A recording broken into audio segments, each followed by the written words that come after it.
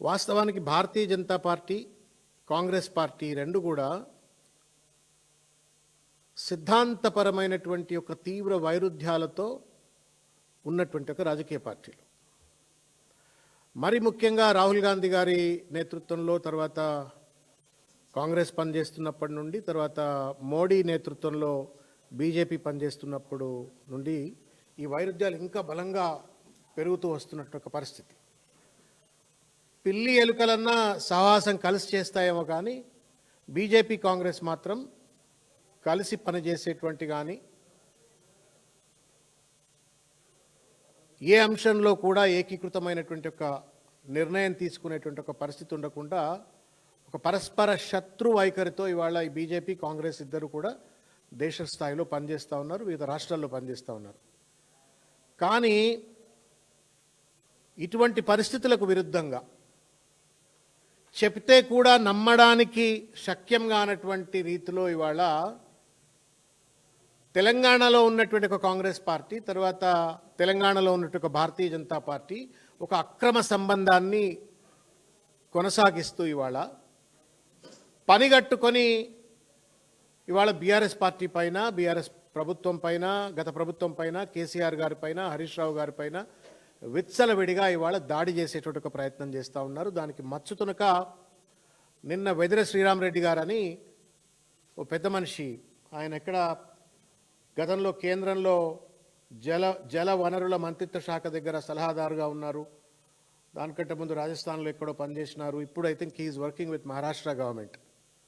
మహారాష్ట్ర ప్రభుత్వానికి అడ్వైజర్గా ఉన్నటువంటి ఒక వెదిర శ్రీరామరెడ్డి గారు నిన్న రేవంత్ రెడ్డి గారికి మద్దతుగా, రేవంత్ రెడ్డి గారి ప్రభుత్వానికి, కాంగ్రెస్ ప్రభుత్వానికి మద్దతుగా అన్నట్టుగా ప్రెస్ మీట్ పెట్టి తగుదునమ్మా అని చెప్పని వాళ్ళ బీఆర్ఎస్ పార్టీ పైన విచ్చలవిడిగా దాడి చేసేటువంటి ఒక ప్రయత్నం చేసినారు, ప్రజలను భావనియంత్రణ గురి చేసేటువంటి ఒక ప్రయత్నం చేసినారు. దీన్ని ఖండిస్తూనే దీంట్లో ఉన్నటువంటి ఒక లోటుపాట్లన్నీ కూడా మీడియా ద్వారా ప్రజలందరికీ కూడా తెలియజెప్పాలని చెప్పని ప్రయత్నం చేస్తూ ఉన్నాం.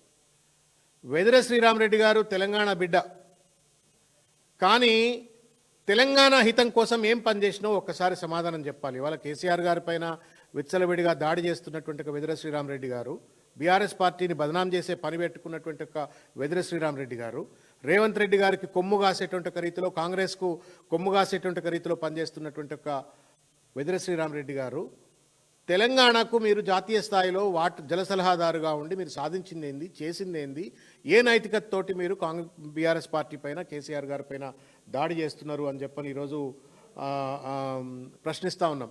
ఒక పక్కన ఇవాళ ఆంధ్ర ఆదిత్యనాథ్ దాస్, ఒక పక్కన ఆంధ్ర ఆదిత్యనాథ్ దాస్ ఇవాళ ఆంధ్ర ప్రయోజనాలను కాపాడే విధంగా తెలంగాణ ప్రయోజనాలను రేవంత్ రెడ్డి గారి యొక్క కనుసన్నల్లో గండిగొట్టేటువంటి ఒక ప్రయత్నం ఆంధ్ర ఆదిత్యనాథ్ దాస్ చేస్తూ ఉంటే, తెలంగాణ బిడ్డ అయినట్టుగా బెదిరే శ్రీరామ్ రేవంత్ రెడ్డి గల్ల బట్టి పట్టుకొని ఎట్లా తప్పులు చేస్తావయా, ఏ రకంగా నువ్వు ఇన్ని రకాలైన తప్పులకు పాల్పడతా ఉన్నావు, చంద్రబాబు నాయుడు గారికి ఎట్లా వెసులుబాటు కల్పించే విధంగా, ప్రభుత్వానికి వెసులుబాటు కల్పించే విధంగా నువ్వు ఆ బనకచెర్ల లాంటి ప్రాజెక్టులు కట్టుకోవడం కోసం ఏ రకంగా నువ్వు వెసులుబాటు కల్పిస్తావని చెప్పని నిలదీయాల్సినటువంటి యొక్క నైతికత, సాధికారత, అంతో ఇంతో అవగాహన ఉన్నటువంటి ఒక వెదిర శ్రీరామరెడ్డి పొలోం అని చెప్పని వాళ్ళ బీఆర్ఎస్ పార్టీని దోషిగా చూపిస్తూ కేసీఆర్ గారు ఏం చేయలేదనేటువంటి రీతిలో ఇవాళ తప్పుడు వ్యాఖ్యానాలు చేస్తూ ఉన్నారు. ఈ తప్పుడు వ్యాఖ్యానాలు వెనక ఇది కేవలం బీజేపీ కాంగ్రెస్ కుమ్మక్కు మాత్రమే,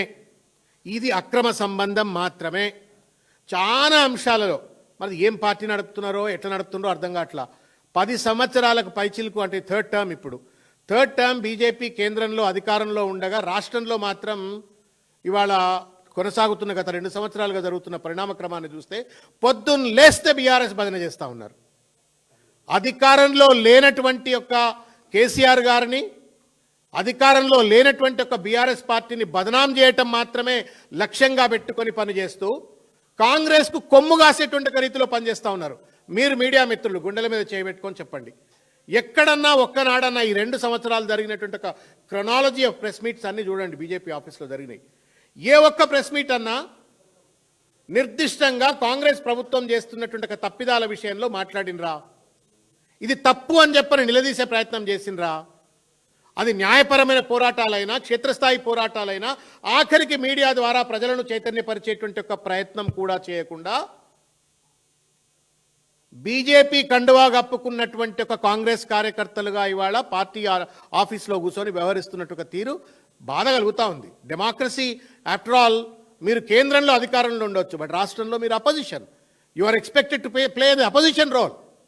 ఏ అంశంలోనైనా, అది గ్రూప్ 1 విషయంలోనైనా, జీవో 46 విషయంలోనైనా, లేకపోతే ఇచ్చిన వాగ్దానాలు అమలు చేయకపోవటం విషయంలోనైనా, అనేక అంశాలలో ఇవాళ కాంగ్రెస్ పార్టీ వైఫల్యానికి గురి చేస్తూ ఉంటే, రేవంత్ రెడ్డి గారి యొక్క విచ్చలవిడి అవినీతికి పాల్పడతా ఉంటే, దానికి బడేబాయ్ చోటేబాయ్ అన్నట్టుగా, మోడీ ఏమో బడేబాయ్ అవుతాడు, రేవంత్ చోటేబాయ్ అన్నట్టుగా, ఎప్పుడో రేవంత్ రెడ్డి మాకు ఆదిత్య, ఆయన పేరేంటి, అస్సాం హేమంత్ బిశ్వా శర్మ గాడ అన్నటువంటి ఒక అపోహతోటో భ్రాంతితోటో ఇవాళ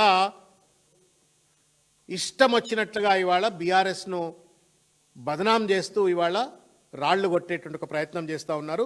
దీన్ని మేము తీవ్రంగా ఖండిస్తూ ఉన్నాం. ఏం పని అండి వెదిరి శ్రీరామరెడ్డి గారికి కమాండ్ కంట్రోల్ సెంటర్లా?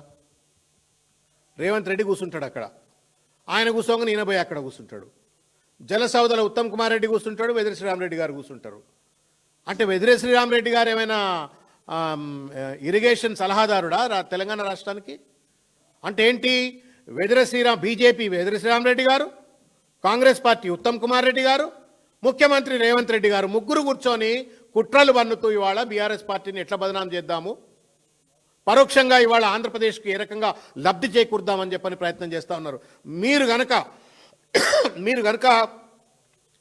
వెదిరి శ్రీరామరెడ్డి గారు ఇచ్చినటువంటి ఒక ప్రజెంటేషన్ కాపీ, తర్వాత ఉత్తమ్ కుమార్ రెడ్డి గారు అసెంబ్లీలో చేసిన ఒక ప్రజెంటేషన్ కాపీ, ఈ పవర్ పాయింట్ ప్రజెంటేషన్ కాపీలు కనుక చూసినట్టయితే రెండిటికి రెండు మక్కి అవి. అంటే ఉత్తమ్ కుమార్ రెడ్డి గారు మరి అంత ఓపికతో తయారు చేసి శ్రీరామరెడ్డి గారికి ఇచ్చినారా, లేకపోతే శ్రీరామరెడ్డి గారు తయారు చేసి ఉత్తమ్ కుమార్ రెడ్డి గారికి ఇచ్చినారా? వీళ్ళిద్దరు కలిసి చేసి ఇచ్చింది రేవంత్ రెడ్డి గారు చదివినరా? మొత్తానికి ఈ ముగ్గురు పెద్ద మనుషులు కూర్చొని ఇవాళ కేసీఆర్ గారి పైన, తెలంగాణ పైన, గత ప్రభుత్వం సాధించిన ఒక విజయాలపైన, రైతాంగానికి అండగా ఉన్నటువంటి ఒక కేసీఆర్ గారి పైన బట్టగాల్చి మీద వెలిసే ప్రయత్నం చేస్తూ ఉన్నారు. ఓ సామెత ఉంటుందన్న, మీ అందరికి బాగా తెలుసు, పాడిందే పాట పనికిరాని పాట అని చెప్పని. ఇక లేకపోతే ఇంకొక సామెత కూడా చెప్తా, తివిరి ఇసుక నుండి తైలంబు తీయవచ్చు కానీ మూర్ఖుడి మనసు రంజింపజేయలేమని చెప్పని. 512 టీఎంసీలు ఆంధ్రాకు, 299 టీఎంసీలు తెలంగాణకు అన్నటువంటి ఒక అంశాన్ని వెదిరి శ్రీరామరెడ్డి గారు మీకు తెలియదా? స్టేట్ రీఆర్గనైజేషన్ యాక్ట్ రాస్తున్నప్పుడు మీరు కూడా ఢిల్లీలో ఉన్నారు కదా. అది యూపీఏ ప్రభుత్వం చేసినప్పటికీ కూడా ఆ సందర్భాల్లో మీరు కూడా ఢిల్లీలో ఉన్నారు. ఎవరి పుణ్యమా అని చెప్పని 299 టీఎంసీ తెలంగాణకు అని చెప్పని తెలంగాణను నష్టపోయే విధంగా నిర్ణయం తీసుకున్నారు. ఎవరా నిర్ణయం తీసుకున్నది? ఆ రోజు ఉన్నటువంటి ఉమ్మడి ఆంధ్ర ముఖ్యమంత్రి కిరణ్ కుమార్ రెడ్డి గారు. దాన్ని ఆధారంగానే స్టేట్ రీఆర్గనైజేషన్ యాక్ట్లో కూడా అదే 299 టీఎంసీ రాసింది. వెదిరి శ్రీరామరెడ్డికి తెలుసా, తెలియదా? తెలిసి కూడా తెలియనట్టు నటిస్తుండా. నాకు మాత్రం నేనేమో తెలిసి తెలియనట్టు అయితే నేను అనుకోవట్లేను. స్వతహాగా తెలియకనో, లేకపోతే మహారాష్ట్ర వాళ్ళు, రాజస్థాన్ వాళ్ళు, ఆ ఢిల్లీ వాళ్ళు ఎందుకు పెట్టుకుంటారు టీనే. కానీ అతి తెలివి ఎక్కువైపోయి వాళ్ళ రేవంత్ రెడ్డి కొమ్ము కాసే ఎందుకోసం అని చెప్పని జరిగిన సత్యాలను దాచిపెట్టి వాళ్ళ కేసీఆర్ గారి పైన దుమ్మెత్తే ప్రయత్నం చేస్తూ ఉన్నారు. ఇవాళ తెలంగాణ కేవలం 299 టీఎంసీలతో సతమతం అవుతూ, అష్టకష్టాలకు గురవుతూ, ఇబ్బందులకు గురి కావడానికి కారణం ఆనాటి ఆంధ్ర కాంగ్రెస్ ప్రభుత్వం, కిరణ్ కుమార్ రెడ్డి గారు. అది స్టేట్ రీఆర్గనైజేషన్ యాక్ట్లో కూడా స్పష్టంగా దాంట్లో పొందుపరచబడ్డది. ఇంత స్పష్టంగా తెలిసిన తర్వాత కేసీఆర్ కొట్లాడలేదు అని చెప్పని చిల్లర మల్లరగా మాట్లాడటం ఎంతవరకు న్యాయం అని చెప్పని ఇవాళ నేను అడుగుతా ఉన్నాను. మీరు పొద్దున్నేస్తే జలసౌదలు తిరిగేటోళ్ళే కదా. కేసీఆర్ గారు కృష్ణా జలాల్లో దాదాపు 50% రేషియో ప్రకారంగా, ఈవెన్ ఇప్పుడు ఇది టెంపరీ అరేంజ్మెంట్స్, 512 వర్సెస్ 299 కాదు, 50% ఇవ్వాలని చెప్పని ఆయన పెద్ద ఎత్తున 28 లేఖలు రాసినారు. 1 కాదు 2 కాదు, 28 లేఖలు కేసీఆర్ గారు రాసినారు. ఇవి మీ కంటికి కనబడతలేవా బీజేపీ పెద్దలారా? 28 లేఖలు కేసీఆర్ గారు రాసింది మీ కంటికి కనబడతలేవా? ఇవాళ ఎట్లుందంటే ఉల్టా చోర్ కోత్వాల్ కూడా. అంటే who is in the government today? ఎవడు అధికారంలో ఉన్నాడు ఇవాళ? బ్రిజేష్ కుమార్ ట్రిబ్యునల్ కాన్స్టిట్యూట్ చేసింది ఎప్పుడు 2004లో. 2004 నుండి 14 వరకు అధికారంలో ఉన్నోడెవడు? కాంగ్రెస్ పార్టీ అధికారంలో ఉంది. 14 నుంచి 24 వరకు అధికారంలో ఉన్నది ఎవరు? భారతీయ జనతా పార్టీ. కేసీఆర్ గారు లేఖలు రాసింది ఎప్పుడు? 14 తర్వాత 28 లేఖలు రాసిండు. ఇంకా చాలా సందర్భాల్లో చాలా లేఖలు రాసిండు. దాని విషయాలు చెప్తా. ఎవడు దోషి? నెత్తి మీద నోరు పెట్టుకొని కేసీఆర్ గారు నాకు 299 టీఎంసీలు కాదు అయా, నాకు కృష్ణా జలాల్లో 70% జలాలు రావాలా సెక్షన్ 3 ప్రకారంగా అని చెప్పని ఆయన నెత్తి మీద నోరు పెట్టుకొని మొత్తుకుంటూ లేఖలు రాస్తే, ఆ లేఖలు చదివి మీరు పట్టించుకోకుండా బాధ్యత మర్చిపోయి కేవలం మీరు చంద్రబాబు నాయుడు గారిని ఎక్కడ నొప్పియద్దో, లేకపోతే ఆయన ఎట్లా మెప్పియాలా అని చెప్పనో, లేకపోతే ఆంధ్రప్రదేశ్ని ఏ రకంగా మీరు మభ్య పెట్టాలా అని చెప్పని ఉద్దేశంతో ఇవాళ మీరు ఆ లేఖలను పట్టించుకోకుండా బ్రిజేష్ కుమార్ ట్రిబ్యునల్ అవార్డు ఎందుకు రాదండి? పెద్ద పెద్ద గుళ్లకు దేశంలో ఉన్నటువంటి అనేక మోస్ట్ కాంట్రవర్షియల్ ఆస్పెక్ట్స్కి అన్నిటికీ కూడా సుప్రీంకోర్టులో జడ్జిమెంట్లు వస్తాయి. వై ఇస్ దట్ బచావత్ ట్రిబ్యునల్కు జడ్జిమెంట్ రావట్లేదు? బ్రిజేష్ కుమార్ ట్రిబ్యునల్కి ఎందుకు జడ్జిమెంట్ రావట్లేదు? అడగలేరా? మాట్లాడలేరా? నిజంగానే తెలంగాణ గడ్డ మీద మోడీకి కానీ, అమిత్ షాకి కానీ, లేకపోతే కిషన్ రెడ్డి గారికి కానీ, బండి సంజయ్ గారికి కానీ ప్రేమ ఉన్నట్టయితే could they not lead a delegation to go and then meet him? It's a constitutional body. ఒక రాజ్యాంగబద్ధమైన బాడీ ఉండి ఇన్ని సంవత్సరాల పాటుగా ఇన్ని లేఖలు బీఆర్ఎస్ ప్రభుత్వం రాసిన తర్వాత కూడా ఎందుకు నోరి పట్టలేరు? తెలంగాణ గడ్డకు అన్యాయం అవుతా ఉంది, 70% నీళ్ళు వచ్చే దగ్గర కేవలం మాకు 299 టీఎంసీలే వస్తున్నదని చెప్పని ఎందుకో పోలేదు మీరు? ఉల్టా చోర్కోత్వాలు కూడా అంటే కేసీఆర్ గారు పోతేనేమో అడగలేదు అని చెప్పని బట్టగాల్చి మీద వేసి భావనియంత్రణకు గురి చేసే ప్రయత్నం చేస్తూ ఉన్నారు. థాట్ పోలీసింగ్ అంటారు దీన్ని. చేనోళ్ళు మీరేమో దొంగలు కలిసి దేశాలు పంచుకున్నట్టుగా మీరు రేవంత్ రెడ్డి గారు మీరంతా కలిసి డ్రామాలు ఆడుతూ ఉన్నారు. ఇవాళ కేసీఆర్ గారిని బదనాం చేసే ప్రయత్నం చేస్తూ ఉన్నారు. అరేంజ్మెంట్కు అగ్రిమెంట్కు కనీస తేడా తెలవనటువంటి ఒక రీతిలో కాంగ్రెస్ ప్రభుత్వం వ్యవహరిస్తూ ఉంది. అంతో ఇంతో సిడబ్ల్యూసీలో తిరగాడిన వ్యక్తి, అంతో ఇంతో అనేక రాష్ట్రాలలో జల సలహాదారుగా ఉన్న వ్యక్తి ఈ రకంగా చిల్లర మల్లరగా మాట్లాడటం సమంజసం కాదు. ఇది కేవలం రేవంత్ రెడ్డిని మెప్పించుకోదలుచుకుంటే ఇంకేమైనా చేసుకోరు భయ్. తెలంగాణ బీజేపీ శాఖకు తాళం పెట్టుకోరు, మాకేంది? You want to really impress and appease Revanth Reddy, మీరు తాళం పెట్టుకోరు. కానీ అనవసరంగా పాపం తన జీవితాన్ని మొత్తం ఫణంగా పెట్టి తెలంగాణ కోసం కొట్లాడి తెలంగాణ తెచ్చి 10 సంవత్సరాల పాటు అద్భుతమైన అభివృద్ధి తెలంగాణకు సాధించి రైతాంగానికి మొత్తం అండగా నిలబడ్డటువంటి ఒక పెద్ద మనిషి, వ్యవసాయాన్ని పూర్తిగా స్టెబిలైజ్ చేసిన పెద్ద మనిషి, ఒక హిస్టారికల్ ట్రాన్స్ఫర్మేషన్ పట్టుకొస్తే ఆయన ఎఫర్ట్స్ను ఇవాళ చిన్న చేసే విధంగా, తక్కువ చూపెట్టే ఒక విధంగా మాట్లాడటం ఎంతవరకు న్యాయం అని చెప్పని ఇవాళ నేను ప్రశ్నిస్తూ ఉన్నాను. ఇకపోతే ఇంకొక ముఖ్యమైనటువంటి ఒక విషయం, ఇవాళ రాయలసీమ పోతిరెడ్డి ప్రాజెక్టును ఆపాలా అని చెప్పని కేసీఆర్ గారు 2020లోనే పెద్ద ఎత్తున లేఖలు రాసినట్టు ఒక విషయాన్ని నేను గుర్తు చేస్తూ ఉన్నాను. ఇది హరీష్ రావు గారు పీపీటీలో పొందుపరుస్తూ, లేఖ కాపీని పొందుపరుస్తూ ఈ పవర్ పాయింట్ ప్రజెంటేషన్ చేసినారు. ఇది ఎట్లుంది అని అంటే చెవిటాను ముందు శంఖం వదినట్టుంది. అలా హరీష్ రావు గారు ఎంత గట్టిగా మాట్లాడతారో అందరికీ ఎరుక. ఎంత బలమైనట్టుగా వాదనలు వినిపించిండ్రో మీ అందరు చూసిండ్రు. ఈ పవర్ పాయింట్ ప్రజెంటేషన్ కాపీలో పక్కన ఉన్న లేఖలన్నీ కనుక చూసినట్టయితే, వివరాలు చూసినట్టయితే ఏమాత్రమైనా కనీస ఇంగితం ఉన్నోళ్ళు, విఘ్నత ఉన్నోళ్ళు మళ్ళా బీఆర్ఎస్ పార్టీ పైన, కేసీఆర్ పైన, హరీష్ రావు గారి పైన దాడి చేసేట ప్రయత్నం చెయ్యరు. రాయలసీమ ఎత్తిపోతల పథకాన్ని ఆపాలా అని చెప్పని లేఖలు రాయటమే కాదు, నేషనల్ గ్రీన్ ట్రిబ్యునల్కి వెళ్ళి కేసు వేసి దానిపై స్టే పట్టుకొచ్చి దాని నిర్మాణాన్ని పూర్తిగా కూడా ఆపివేసినటువంటి ఒక ఘనాపాటి కేసీఆర్. నేను ఇవాళ అడుగుతా ఉన్నాను, వెదిరే శ్రీరామరెడ్డి గారిని కానీ, రేవంత్ రెడ్డి గారిని కానీ, మీరు దమ్మున్న వాళ్ళు అయితే ఇక్కడ ఎందుకే ప్రెస్ మీట్లు పెట్టి తమాషాలు చేస్తూ ఉన్నారు? నువ్వు ముఖ్యమంత్రి, నీ బడే బాయ్. వెదిరే శ్రీరామరెడ్డి, కిషన్ రెడ్డి గారు, వెదిరే శ్రీరామరెడ్డి గారు, బండి సంజయ్ గారు బీజేపీలో పెద్ద తోపు లీడర్లు. మీరు పోండి మోడీ గారి దగ్గర పోయి కూర్చోరి. ఈ బ్రిజేష్ కుమార్ ట్రిబ్యునల్ ఇమీడియట్గా 70% నీళ్లు మాకు రావాలని చెప్పని సాధించుకురారి. పొద్దున్న లేస్తే కేసీఆర్ గారి పైన, బీఆర్ఎస్ పార్టీ పైన పడి ఏడవడం కంటే ఆ ఢిల్లీలో కూర్చొని కనుక అదే ఏడుపు ఏడిస్తే ఆ బచావత్ ట్రిబ్యునల్ అన్నా ఏమైనా బ్రిజేష్ కుమార్ ట్రిబ్యునల్ అయినా ఏమైనా తీర్పు వచ్చినట్టయితే తెలంగాణకు న్యాయం చేసినట్టయితారు. మీ ఏడుపుల వల్ల మీకు న్యాయం లేదు, మాకు న్యాయం లేదు, తెలంగాణ ప్రజలకు న్యాయం లేదు. రేవంత్ రెడ్డిని ఏమైనా సంతోషపెడుతున్నారేమో మీరు ఆలోచించుకోవాలి. బీజేపీ చర్చకు వస్తారా మీరు? పెద్ద పెద్ద కీలకమైన కాంట్రవర్షియల్ అంశాలలో కోర్టు తీర్పులు వస్తే మేం చేయబట్టే వచ్చినాయని చెప్పుకునేటువంటి ఒక భారతీయ జనతా పార్టీ కేంద్ర ప్రభుత్వ అధిష్టానం ఈ బ్రిజేష్ కుమార్ ట్రిబ్యునల్ సంబంధించి ఎక్స్పిడైట్ చేయమని ఎందుకు ప్రయత్నం చేయట్లేదు? మీ తప్పును కప్పిపుచ్చుకోవడం కోసం ఒక ఆయన అంటాడు ఎపెక్స్ కమిటీ కేసీఆర్ రాలేదని చెప్పని. అరే నాయన 2 సార్లు కాదు, ప్రతిసారి వచ్చినా ఇక మినిట్స్ ఆఫ్ ద మీటింగ్ ఇది అని చెప్పని స్పష్టంగా ఆధారాలు పెడితే కూడా మళ్ళీ అదే పాడిందే పాట. ఒక తప్పుడు ప్రచారాలు చేస్తూ ఇవాళ బీఆర్ఎస్ పార్టీని, కేసీఆర్ గారిని, హరీష్ రావు గారిని బదనాం చేసేటట్టు ఒక ప్రయత్నం చేస్తూ ఉన్నారు. ఇగో మన చూపెట్టిండ్రు హరీష్ రావు గారు, నేను మళ్ళీ కూడా చూపెడుతున్నా. 18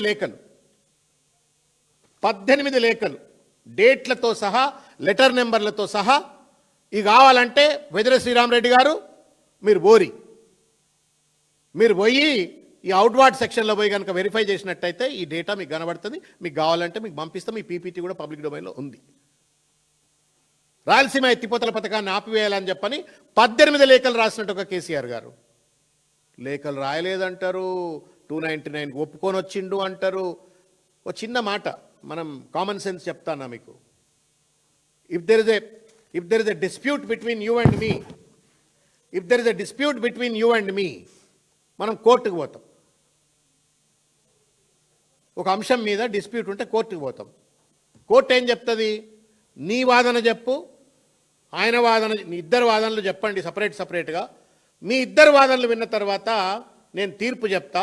నేను తీర్పు చెప్పేంత వరకు యథాతథిగా మీరు ఇప్పుడు ఎట్లున్నారో గట్లనే ఉండరు, ఏ రకమైన పంచాయతీ పెట్టుకోకరని చెప్పండి. మీకు గుర్తే ఉంటుంది, కేసీఆర్ గారు ముఖ్యమంత్రిగా ఉన్న సందర్భంలో గత ప్రభుత్వం అధికారంలో ఉన్నప్పుడు నాగార్జునసాగర్ డ్యామ్ మీద పోలీసు వాళ్ళు తుపాకులు, కట్టెలు పట్టుకొని కొట్టుకునే ప్రయత్నం చేసినారా? తదనంతరం జరిగినటువంటి ఒక పరిణామ క్రమంలో ఆ రోజు ఉన్నటువంటి ఒక కేంద్ర ప్రభుత్వ పెద్దలు కావచ్చు, లేకపోతే బ్రిజేష్ కుమార్ ట్రిబ్యునల్ సంబంధించిన వాళ్ళు కావచ్చు, లెట్ us స్టిక్ టు 299. మీరు స్టేట్ రీఆర్గనైజేషన్ యాక్ట్లో కానీ, లేకపోతే ఆ రోజు ఉన్నట్టు ఆంధ్రప్రదేశ్ కాంగ్రెస్ ప్రభుత్వం ఏ రకంగా ప్రతిపాదించిందో దానికి స్టిక్ అయిదాము. వాళ్ళ వాదనలు చెప్పండి, మీ వాదనలు చెప్పండి, మొత్తం అయిన తర్వాత నేను తీర్పిస్తా అని చెప్పిండ్రు. ఏ కారణం చేతనో ఆ పెద్ద మనిషి ఇంతవరకు తీర్పిస్తలేడు. ఎవరిది బాధ్యత? నరేంద్ర మోడీ గారు 10 ఏళ్ళు అధికారంలో ఢిల్లీలో ఉన్నారు. మాట్లాడమనొచ్చు కదా. మా ప్రయత్నాలన్నీ మేము చేసినాం. నెత్తి మీద నోరు పెట్టుకొని మొత్తుకున్నారు కేసీఆర్ గారు, ఆర్చినారు, మొత్తుకున్నారు, పార్లమెంట్లో మాట్లాడినారు, రకరకాల సందర్భాల్లో లేఖలు రాసినారు. ఇంతవరకు ఆ తీర్పు రావట్లేదు. సాధికారికంగా అధికారం చేతిలో ఉండి ఢిల్లీలో ఉన్నటువంటి వాళ్ళు ఈ ట్రిబ్యునల్ యొక్క అవార్డును బయటికి పట్టుకురాని చెతగాని వాళ్ళు మీరు వచ్చి పొద్దున్నేస్తే కేసీఆర్ మీద పడేస్తారు. నాకు అర్థం కాదు. 2 ఏళ్ళైంది అధికారం పోయి, 2 ఏళ్ళైంది అధికారం పోయి. దమ్ముంటే వెదిరి శ్రీరామరెడ్డి గారికి పాలమూరు రంగారెడ్డి ఎత్తిపోతల ప్రాజెక్ట్ ఎందుకు కంప్లీట్ కావట్లేదో అడగండి. 27,000 కోట్ల రూపాయలు ఖర్చు పెట్టి దాదాపు 90% పూర్తయినట్టు ఒక ప్రాజెక్టు రేవంత్ రెడ్డి గారు 2 సంవత్సరాల కాలంగా ఎందుకు పెండింగ్లో పెట్టిండు అడగండి. దమ్ముంటే వెదర్ శ్రీరామరెడ్డి గారు లేకపోతే బీజేపీ వాళ్ళు కొడంగల్ లిఫ్ట్ ఇరిగేషన్ ప్రాజెక్టులో 2 కాంట్రాక్టర్లు కేకును కోసుకొని ప్రాజెక్టులు పంచుకొని అక్రమానికి, అవినీతికి పాల్పడుతూ దాని ద్వారా రేవంత్ రెడ్డికి కమిషన్లు దండుకుంటా ఉంటే దమ్ముంటే దాని గురించి మాట్లాడండి. మీరు నాట్ ఓన్లీ ఇన్ తెలంగాణ, దేశ స్థాయిలో ఉన్న ఇరిగేషన్ ప్రాజెక్టులు మహారాష్ట్ర, రాజస్థాన్ చాలా చోట్ల చూసిండ్రు కదా, అవి మాట్లాడరు. రేవంత్ రెడ్డి అవినీతి కనబడదు, రేవంత్ రెడ్డి కుట్ర కనబడదు, రేవంత్ రెడ్డి కుతంత్రం కనబడదు, ఈ ప్రభుత్వం చేసే ఏ తప్పిదం కనబడదు. ఇదేం పద్ధతి అండి? నాకు అర్థం కావట్లా. కాంగ్రెస్ ఇదేమైనా బీజేపీ, కాంగ్రెస్ రూపంలో ఉన్న బీజేపీ ఇక్కడ పనిచేస్తున్నది? ఎందుకన్నా మద్దతు కాస్తా ఉన్నారు? ఇట్లయితే మీరు ఎట్లా పెరుగుతారు? ఎట్లా పార్టీ ఎదగాలి కదా. ఏ డెమోక్రాటిక్ పార్టీ అయినా ఎదగాల. మరి మీరు ఎట్లా ఎదుగుతారు? ఇట్లా పొద్దున్న లేస్తే అధికారంలో ఉన్నటువంటి ఒక పార్టీ కొమ్ముగాసే రీతిలో పనిచేస్తే మీరు ఎట్లా ఎదుగుతారు అనుకుంటున్నారు? మీ కార్యకర్తలకు ఎట్లా విశ్వాసం కల్పిస్తారు? ప్రజలకు ఎట్లా విశ్వాసం కల్పిస్తారు? ఇదేం రాజకీయమో? ఇది వ్యభిచార రాజకీయం. ఇది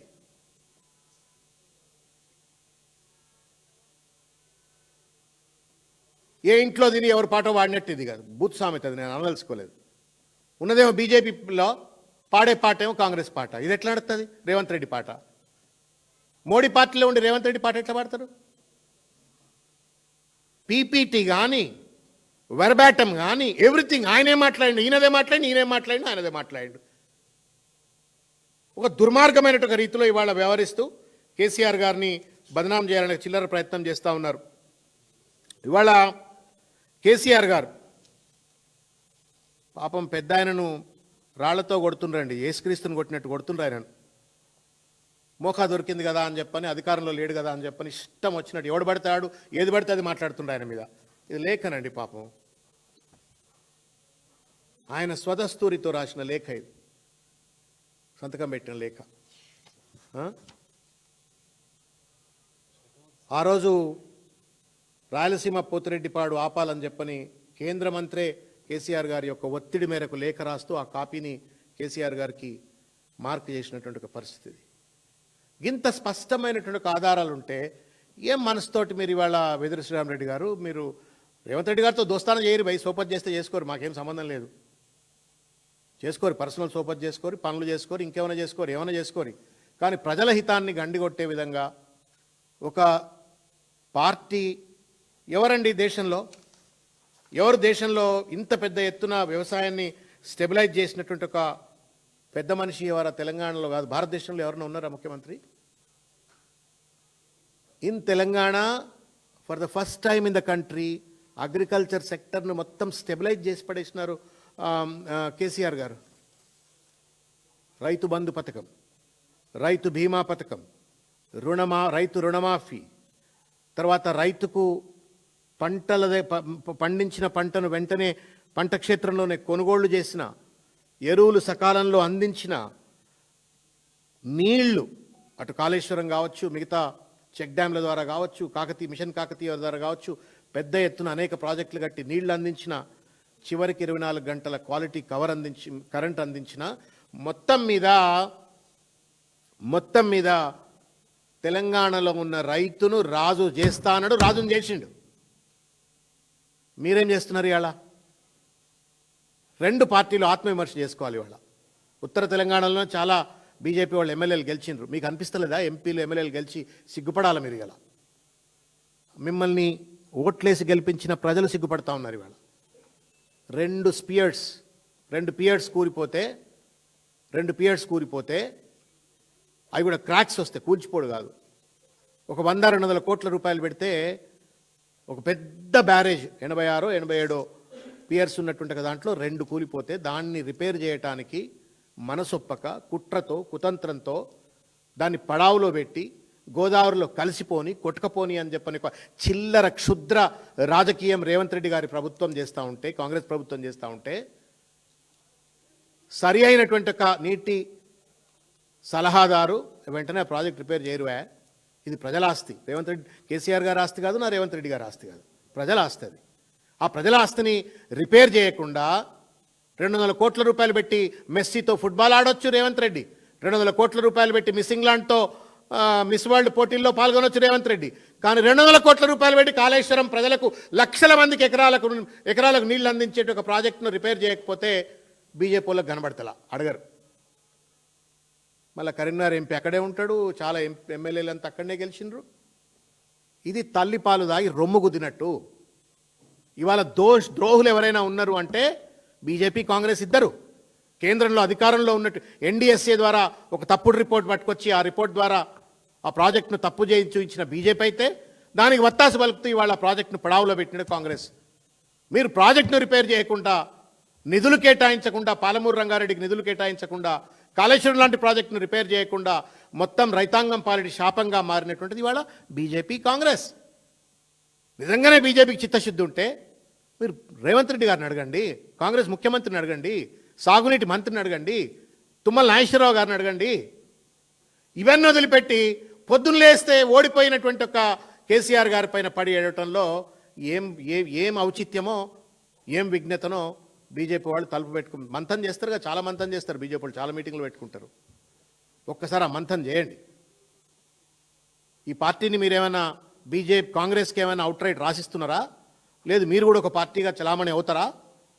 లేదు ఇట్లనే రేవంత్ రెడ్డి కొమ్ము కాసుకుంటా ఆయన చేసే తప్పిదాలకు మీరు వంత పాడుకుంటుంటారా? దయచేసి మీరు సమాధానం చెప్పాలని కోరుతా ఉన్నాను. నేను ఒక విషయం చెప్పదలుచుకున్నా. ప్రజలకు మీడియా మిత్రులకైతే మీకు అందరికీ తెలుసు, నేను పెద్దగా చెప్పవలసిన అవసరం లేదు, కానీ ప్రజలకు తెలియజెప్పవలసిన అవసరం ఉంది అని చెప్పి నేను తెలియజేస్తా ఉన్నాను. ఇది హరీష్ రావు గారు ఇచ్చిన పీపీటీలోదే, but I wanted to reiterate again. 1956 వరకు 16,03,000 ఎకరాలు ఆయకట్టు ఆ రోజు ఉన్నటువంటి ఒక ప్రభుత్వాలు ఆయకట్టు తయారు చేస్తే నిర్మిస్తే 56 నుండి 2004 వరకు మొత్తం major irrigation, medium irrigation, minor irrigation, తర్వాత Telangana state irrigation development corporation అన్ని కలుపుకుంటే 36,13,000, అంటే 2004 వరకు 36 లక్షలు. 2004 నుండి 14 వరకు కొత్త ఆయకట్టు, స్టెబిలైజేషన్ రెండు కలిపితే కేవలం 6,64,000 మాత్రమే. అంటే మొత్తం 56 నుండి 2014 వరకు 42 లక్షల ఆయకట్టు మాత్రమే నిర్మాణంలో ఉంది, సాగులో ఉంది. కానీ కేసీఆర్ గారు అధికారంలోకి వచ్చిన తర్వాత ఒక సువర్ణాక్షరాలతో రాసుకునేటువంటి ఒక చరిత్ర ఇది. This is not just KCR's history, ఇది తెలంగాణ రైతాంగం యొక్క గెలుపు, వాళ్ళ శ్రమ, వాళ్ళ రక్తం, వాళ్ళ కష్టం. వాళ్ళు హలం బట్టి పొలం దున్నితే ఏమైందా అంటే కొత్త ఆయకట్టు 17,24,000, స్టెబిలైజేషన్ 31,50,000, మొత్తం మీద 48,74,000 ఎకరాలు 2014 నుండి 2023 వరకు కేసీఆర్ గారి యొక్క నాయకత్వంలో తెలంగాణ రైతు బిడ్డ తయారు చేసినటువంటి ఒక ఆయకట్టు. ఇది వెదిర శ్రీరామ్ రెడ్డికి కనబడతలేదు, ఉత్తమ్ కుమార్ రెడ్డికి కనబడతలేదు, నా రేవంత్ రెడ్డికి కనబడతలేదు. దురదృష్టం. ఇది ఒక పద్ధతి. ఇంత కష్టపడ్డందుకు భూగర్భ జలాలు మిషన్ కాకతీయ పనికిరాంది అంటారండి. మెడకాయ ఉండి మాట్లాడుతున్నారు. నేను చూసినామన్న రేవంత్ రెడ్డి మాట్లాడుతూ మిషన్ కాకతీయ గురించి దాని గురించి మాట్లాడుతున్నారు. మెడకమే తలకాయలు కూడా మాట్లాడుతున్నారు. మనమంతా ఊళ్ళకెళ్ళి వచ్చిన వాళ్ళమే కదా. ఏ ఊర్లు తెలంగాణ రాకముందు ఎట్లున్నాయి, ఆ ఊళ్ళలో ఉన్నట్టు ఒక చెరువులు తెలంగాణ రాకముందు ఎట్లున్నాయి, ఇవాళ తెలంగాణ వచ్చిన తర్వాత చెరువులు ఎట్లున్నాయి, చెరువుల్లో నీళ్ళు ఎట్లున్నాయి, ఆ నీళ్ళలో చేపలు ఎట్లున్నాయి. ఒకప్పుడు మనం మైగ్రేషన్ చూసినాం. బొంబాయి అని చెప్పని, దుబాయ్ అని చెప్పని, బొగ్గుబాయ్ అని చెప్పని మైగ్రేషన్ చూసినాం. ఇవాళ రివర్స్ మైగ్రేషన్. చరిత్రలో ఎన్నడూ లేని విధంగా ఇవాళ కర్ణాటకకి వెళ్ళి, బీహార్కి వెళ్ళి, ఒరిస్సాకి వెళ్ళి వచ్చి ఇవాళ వివిధ రాష్ట్రాలకు వెళ్ళి వచ్చి పాలమూరు జిల్లాలో ఇవాళ పచ్చని పొలాల్లో కూలీలుగా పనిచేస్తూ ఉన్నారు. మనోళ్ళు పోయి కూలీలుగా పనిచేసేది పోయి రివర్స్ వాళ్ళు వచ్చి వాళ్ళ మన భూముల్లో కూలీలుగా పనిచేస్తూ ఉన్నారు. హైదరాబాద్లో పొట్ట చేత పట్టుకొని బొంబాయికి, హైదరాబాద్కి పోయినటువంటి పాలమూరు బిడ్డలు థ్యాంక్స్ టు కేసీఆర్, మహానుభావుడు, ఆయన పడ్డ కష్టానికి మిషన్ కాకతీయ లేకపోతే రకరకాల ప్రాజెక్టులు, చెక్ డ్యామ్లు, వీటన్నిటి వల్ల ఇవాళ మళ్ళా పట్టణాలు వదిలిపెట్టి వాళ్ళ పల్లెలకు రివర్స్ మైగ్రేషన్ కేసీఆర్ గారి నేతృత్వంలో చూస్తుంది. మళ్ళీ వాళ్ళే ఇవాళ బయటకు వద్దామని చూస్తున్నారు. ఎందుకంటే 2 ఏళ్లుగా నరకం చూపిస్తూ ఉన్నారు. నా కరెంట్ లేదు, నా నీళ్లు లేవు, రైతు బంధు లేదు, రైతు భరోసా లేదు, క్రాప్ హాలిడేస్ డిక్లేర్ చేసే దుర్మార్గమైన పరిస్థితి వాళ్ళ గద్వాల్ లాంటి ప్రాంతంలో. నీచం. ఇంత నీచాతి నీచంగా ఈ ప్రభుత్వం వ్యవహరిస్తుంటే మీ మనసు ఎట్లా రాదండి బీజేపీ నాయకులకు కనీసం ఇది మాట్లాడాలని చెప్పని? ఎట్లా గుర్తించారు మీరు? 5.36 మీటర్లు భూగర్భ జలం పెరిగినట్టుగా ఇది డేటా. This is data. ఇది డేటా, ప్రభుత్వ డేటా ఇది. తర్వాత 2014లో 68 లక్షల టన్నుల ధాన్య ఉత్పత్తి ఉంటే 2023 నాటికి 2,70,00,000 టన్నులు. ఇదేమైనా అబ్రకదబ్ర అంటే అయిందా? భూమిలో నీళ్లు లేకుంటేనే అయిందా? భూములు దున్నకుంటేనే అయిందా? మన రైతాంగం చెమటోడ్చి ఆ పంట పొలాల్లో పని చేయకుంటేనే అయిందా? ఆ పంట పొలాలకు నీళ్లు రాకపోతే, కరెంటు రాకపోతే, ఎరువులు లేకపోతే, ఏ వ్యవసాయం చేయకుండానే 68 లక్షల టన్నుల నుండి 2,70,00,000 టన్నులు అయిందా? మెదడు ఉండి మాట్లాడాలా ఎవరు మాట్లాడినా. మనం ఎన్నన్నా మాట్లాడుకోవచ్చు, ఒకళ్ళ మీద ఒకళ్ళు కోపంగా ఎన్నన్నా మాట్లాడుకోవచ్చు, బట్ సంఖ్యలు మాట్లాడతాయి కదా. సాగు విస్తీర్ణం 1,31,34,000 ఎకరాలు 2014లో ఉంటే 2023 వచ్చేటప్పటికి 2,20,00,000 ఎకరాలు. మత్స్యశాఖ ఉత్పత్తి 2016-17లో ఇంతకుముందు చెప్పిన కాకతీయ ఏం లేదని చెప్పని సొల్లుకూతల అసెంబ్లీలో మాట్లాడినారు. ఆ చెరువులలోనే మిషన్ కాకతీయ ద్వారా పునరుద్ధరించబడ్డ ఆ చెరువుల్లోనే 2016-17లో 1,93,732 మెట్రిక్ టన్నుల చేపల ఉత్పత్తి ఉంటే దాని విలువ ఆ రోజు 1,356 కోట్లు. 2021 నాటికి ఆ చేపల ఉత్పత్తి కాస్త 3,49,000 మెట్రిక్ టన్నులు, దాని విలువ 3,141 కోట్ల మెట్రిక్ టన్నులు. ఇంత పెద్ద ఎత్తున మత్స్య పరిశ్రమలో విజయం, ధాన్య ఉత్పత్తిలో విజయం, జల పంపిణీలో, సాగునీటి పంపిణీలో అద్భుతమైన విజయం. దేశానికి తలమానికం లెక్క ప్యాడీ ప్రొడక్షన్లో కేసీఆర్ గారు నిలబెడితే నువ్వు ప్రాజెక్టులు కట్టినావు, నువ్వు మిషన్ కాకతీయ చేసినావు, నువ్వు ఏం చేయలేదు అని చెప్పని సొల్లు కుతలు అసెంబ్లీలో వాళ్ళు మాట్లాడితే వాళ్లకు తానా అంటే తందానని మద్దలు కొట్టే విధంగా వెదిరి శ్రీరామరెడ్డి గారు మాట్లాడటం అన్యాయం, అక్రమం. మీరు బీజేపీ లీడర్షిప్ దయచేసి మీరు డిసైడ్. నాకు తెలుసు రేపు పొద్దుగాల ఎవరో ప్రెస్ మీట్లు పెట్టో సోషల్ మీడియాలో అడ్డమైన తిట్లు తిట్టిపిస్తారు. తిట్టిండొచ్చు కాక తిట్టరి. మేము జీసస్ క్రైస్ట్ వారసులం, మేము పడతాం రాళ్ళు దెబ్బ అయినా కానీ మిమ్మల్ని ప్రశ్నిస్తాం, మిమ్మల్ని నిలదీస్తాం. మీ మోసపూరితమైనటువంటి అక్రమ సంబంధం తప్పనిసరిగా ప్రజలకు ఎత్తి చూపుతాం. పార్టీని మీరేమన్నా గాంధీ భవన్కు తాకట్టు రాసిస్తారా, రేవంత్ రెడ్డికి రాసిస్తారా? పార్టీ నిలబెట్టుకోవాలనుకుంటున్నారా? నిలబెట్టుకోవాలనుకుంటే ప్రతిపక్షంలో ఉన్నటువంటి 2 సంవత్సరాల కింద అధికారంలో కోల్పోయినటువంటి ఒక ప్రతిపక్ష పార్టీ పైన యుద్ధం చేస్తారా? అధికారంలో ఉండి విచ్చలవిడిగా ఇవాళ మోడీ ఆర్ఆర్ ట్యాక్స్ అంటాడు. ఈ బీజేపీలో ఎవరిని అన్నారండి? మీకు గుర్తుందా? ఢిల్లీలోనే మోడీ అన్న వచ్చి అన్నాడు ఆర్ఆర్ ట్యాక్స్ అని. ఒక్కళ్ళన్నా బీజేపీ ఆఫీస్ వేదిక కానీ బీజేపీ లీడర్లు కానీ ఆర్ఆర్ ట్యాక్స్ అని అన్నారా? అనరు. భయం, భక్త్యా భయమా ఇంకోట తెలియదు రేవంత్ రెడ్డి అంటే. ఆర్ఆర్ ట్యాక్స్ పేరు మీద దోపిడి, హిల్ట్ పాలసీ పేరు మీద దోపిడి, ఫ్యూచర్ సిటీ పేరు మీద దోపిడి, విత్సలవిడి దోపిడికి పాల్పడుతూ ఇచ్చిన వాగ్దానాన్ని అమలు చేయకుండా ఇవాళ రాష్ట్రాన్ని కుక్కలు చింపిన విస్తర లెక్క రేవంత్ రెడ్డి గారు చేస్తూ ఉంటే ప్రశ్నించాల్సిన ఒక నైతిక బాధ్యత ఉన్నటువంటి ఒక పెద్దన్న పాత్ర